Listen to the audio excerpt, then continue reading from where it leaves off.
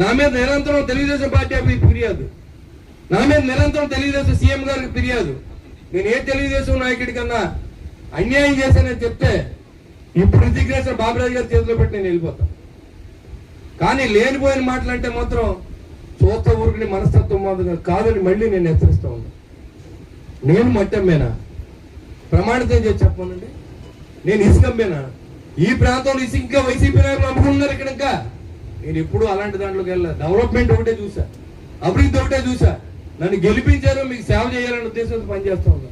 కానీ మీరేం చేస్తా ఉన్నారు? ఇప్పుడు ఎక్కడ అభివృద్ధి జరిగిపోతే మళ్ళీ నెగ్గుతాడేమో. నేను ఉంటానో లేదో తెలియదు. 2065 సంవత్సరాలు నాకు 65 సంవత్సరాలు 2029 నా లైఫ్ నాకు తెలుసా?